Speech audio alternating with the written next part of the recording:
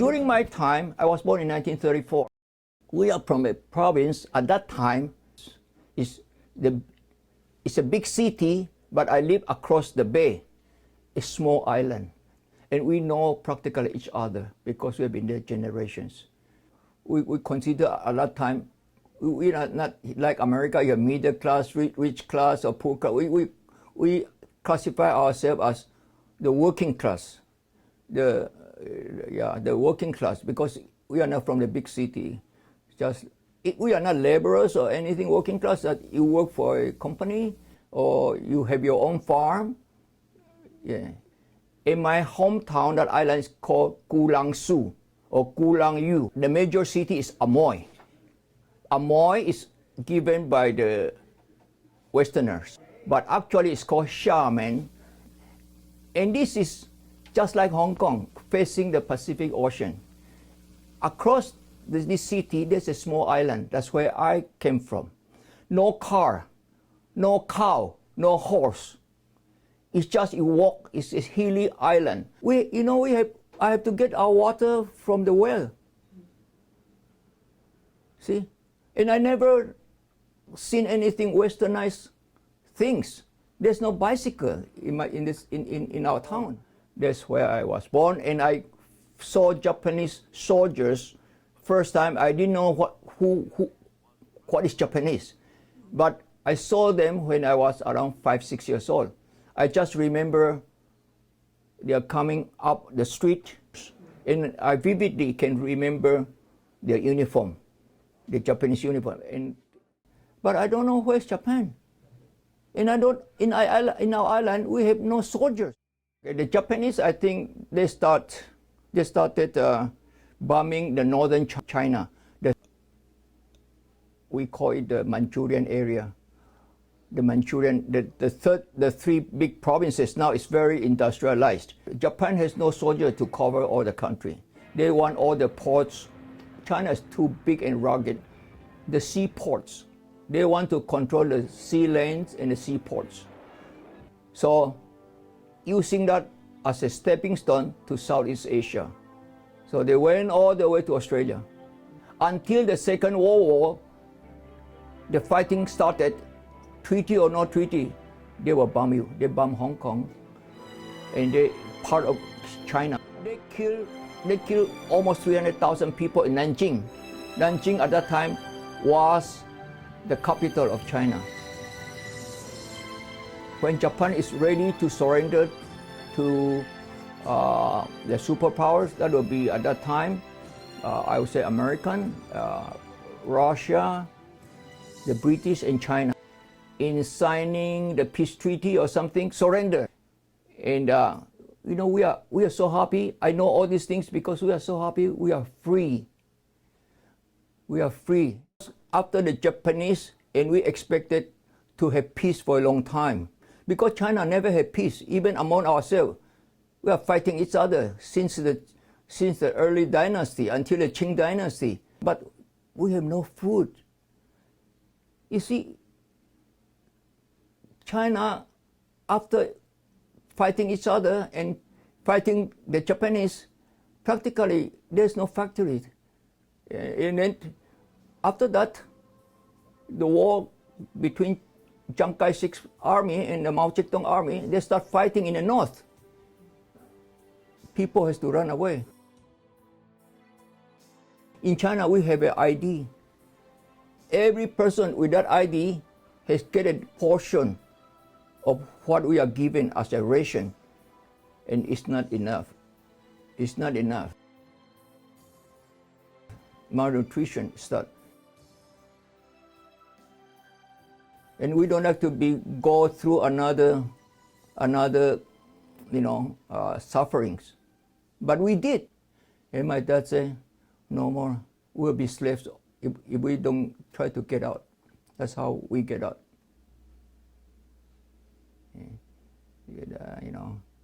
It's not easy. When I talk to my kids, they couldn't understand because they didn't go through the life I went through or my family went through. My wife, she's a distant cousin I married her in the Philippines. I have no paper to go to Taiwan. This is the early 60s. So I married her, and for temporarily only, because I have no paper also to stay long in the Philippines, because at that time we are called stateless people. I learned to be very, how's the word, resilient, because as a kid I don't have much education. I love education, I like chances, but I was born in a time that war, internal war, is always there somewhere. It is always. So my generation, they went through 2 wars.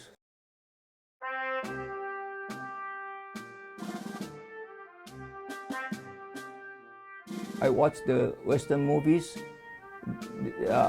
Long time ago, I like cowboy movies.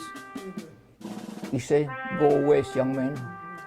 Go west." To me, go east. From my place, come here. Go east, young man. I took the boat. I took the boat from Hong Kong. From Hong Kong to Taiwan, 2 or 3 days. To Taiwan to Yokohama, Japan. Then another couple of days. Then it took another 7 days or something to Hawaii, Honolulu. And we have 3 days vacation. I took the President Wilson. So, of course, I took the lowest class near the engine room. We are 6 people in the room. Boom, boom, boom, boom, boom, the whole night. So we sleep on the deck. At the end of the boat, that is for, we call it the 3rd class ticket. 21 days. Then from Hawaii to San Francisco, another 4 or 5 days.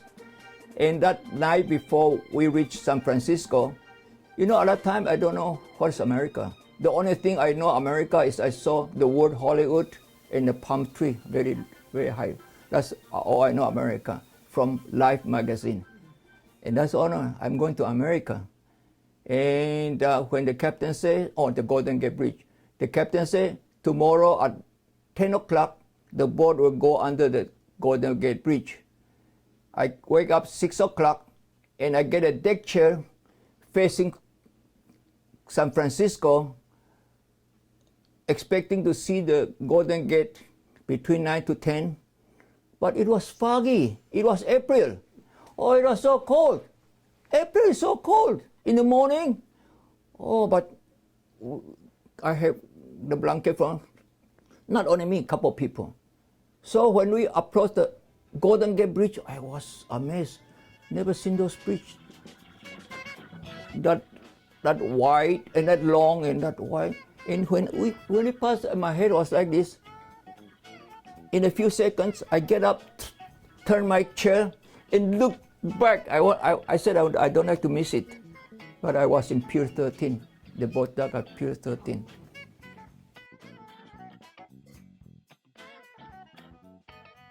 And I have no money. And no, I have no money to stay in a bigger place. So my friend brought me to stay near the Bay Bridge. There was a YMCA. One night is $2.75. That was my first night sleeping in America. You know, in China, before we came, people that have come to America and then went back and we learned from them. We were like here orientation. And they say, we have a saying, say, in America, people like us, it's not now, the Chinese came here, they go for postgraduate, they go for everything, they have a car, they're rich, they know English. We came here, they say, follow the rice bowl. You get what I mean? Where is food, where you can find job, follow that rice bowl. If the rice bowl goes this way, you follow. So you can get a job. My first job was $1.10 per hour. Follow the rice bowl. I got my check, a few $100. I'm happy. As I said, I'm happy.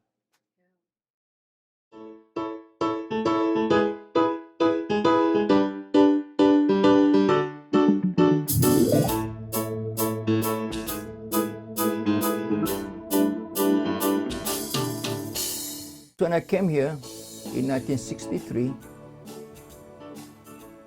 April 23rd, Greyhound has a promotion, $99 for 99 days.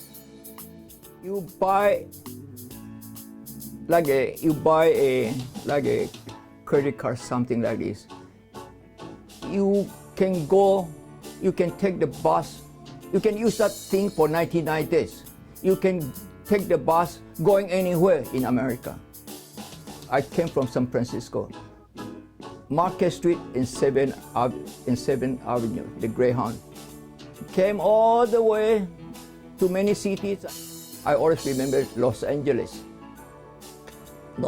Street and 4th Street, Greyhound. Wow, I was so happy in Los Angeles. So I used that from Los Angeles because all Greyhound stations were always in the downtown. I took that, bought another ticket, swapped for another ticket, went to Las Vegas. And I didn't know what is Las Vegas. People said, go to Las Vegas. So I went. When I went to Las Vegas, all desert, you know what? The Strip, now I remember, the Strip has nothing, only Philip 76 gasoline station, Philip. In the Strip has nothing. And I saw Stardust. I have a picture of Stardust, one story on it. I was so skinny, and I was afraid, cannot speak too much English.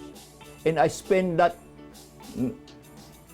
99 days, I spent it in less than 20 days because I stayed one place for a few hours or I went to Des Moines, Iowa. I see nothing, only rice fields, cornfield or something. See, I used that, then I went to South Dakota, to Rossmore. I just follow where the bus want to go. Then when I reached the biggest city I so loved was Chicago. And in Chicago, the Greyhound station is downtown, near Wabash. See, it went under. I just stayed there, and I don't know where to go to get a place to sleep. Then I met a porter. He said, "What are you doing here?" I said, "I don't know. I'm going to look for work, but I want to see the place first. I want to use this thing." Then he showed me Wabash, the YMCA again. So eventually I find work in Detroit. In that time, Detroit was so good. I tell you that 1963, October, they were constructing near downtown, near the river Hudson. Yeah. I used to walk to the GM showroom. I go inside to look at cars. Of course, I have no money to buy. I have only bus money, but I look at cars. One brand new Buick, leather, top down, $2,800.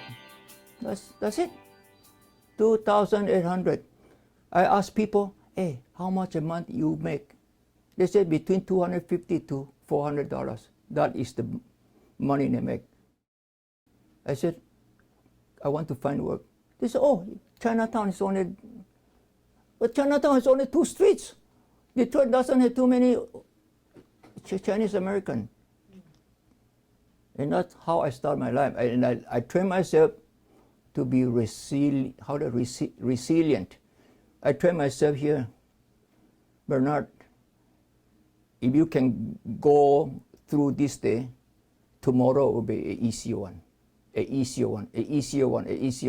But it's really hard to get by those days. I came down sometimes to 40 cents. But I asked, "You have something to do?" I cleaned the washing machine, laundromat, 70 machines, because in downtown Detroit, most of the people go to the machine to dry. The dryer, if the water cannot go through, I have to dismantle some of the parts and pump all the water down. The resilience. But today I'm happy. I'm a happy person. Some of my friends who came here later and they asked me, "How do I feel living in a foreign country?" I said, "It's not foreign to me. It's a country that welcomed me." So I've been here 50 some years.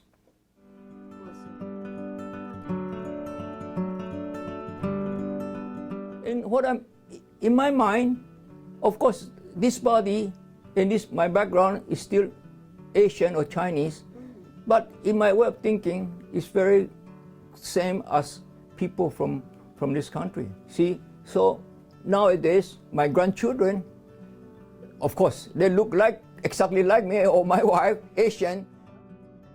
But when they go to school, they do not understand the question some other American kids, not Asian kids, will ask him. One time my grandson told me, he was around 10 years old, he said, "Grandpa, how come they ask me who I am or what I am, you know?" And I said, "What did you tell them?" He said, "I told them I'm an American boy." That's all he knows. I'm an American boy. He doesn't know that he's Chinese American. He doesn't. He's 10 years old and he was born here. He was born in the hospital, Pomona. My granddaughter born in hospital. And he said, "I'm an American boy."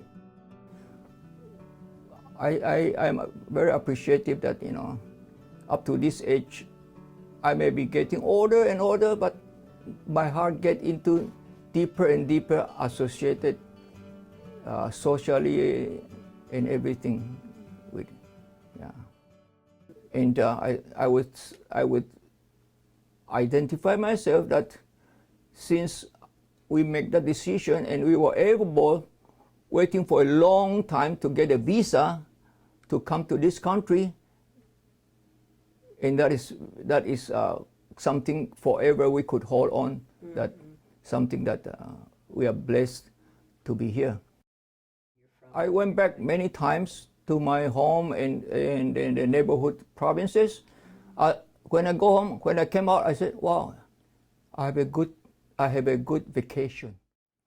Raise a family." One went to UCLA, one went to UC Irvine, two Costa Pomona. To me, that is a success. Nothing else. So I thank this country for everything.